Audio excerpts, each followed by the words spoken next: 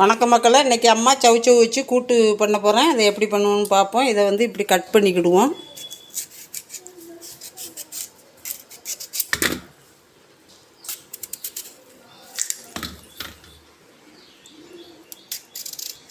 இந்த மாதிரி கட் பண்ணிக்கிட்டு நம்ம தோல் சீவிக்கிடணும். இந்த பாருங்கள், இந்த நடுவில் இப்படி இருக்கிறத நம்ம கட் பண்ணிக்கிடணும்.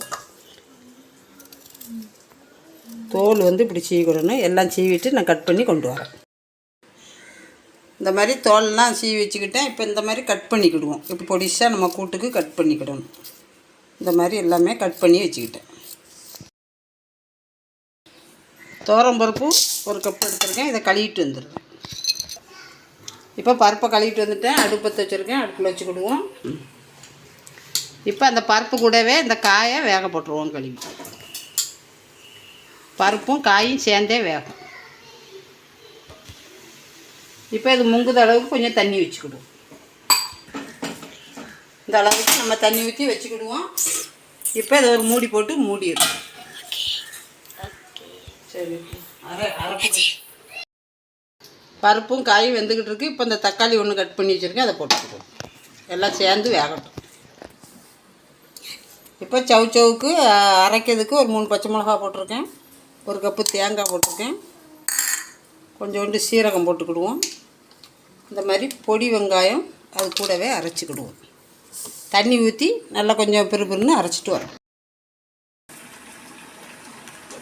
இப்போ சவுச்சவும் பருப்பு வெந்துருச்சு. இப்போ அதுக்கு தேவையான உப்பு போட்டுக்கிடுவோம். அரைப்பு தேங்காய் பச்சை மிளகாயெல்லாம் அரைச்சிட்டு வந்திருக்கேன். சீரகம்லாம் இதை போட்டுக்கிடுவோம். பருப்பு நல்லா குழஞ்சிருச்சு பாருங்கள். கூட்டு அழகாக இருக்குது பாருங்கள்.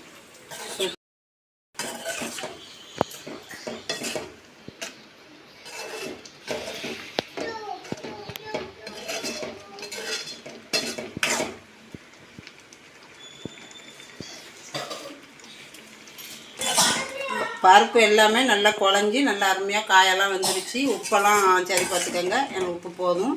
பாருங்கள், நல்லா காயெல்லாம் குழஞ்சிருச்சு. பருப்பு எல்லாம் நல்லா கூட்டு சேர்ந்து வந்துட்டு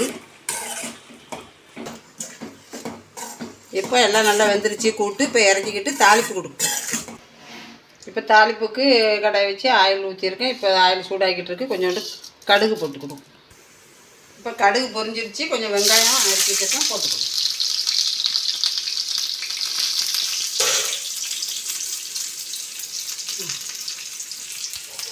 இப்போ கொஞ்சோண்டு கருவேப்பிலை போட்டு இந்த வெங்காயம் கொஞ்சம் நல்லா பொன்னிறமாக ஆகட்டும். எடுத்துக்கிடுவோம். நல்லா வெந்துக்கிடுச்சு. இப்போ அடுப்பை ஆஃப் பண்ணிவிட்டேன். இப்போ இந்த தாளிப்பை இதில் ஊற்றிக்கிடுவோம்.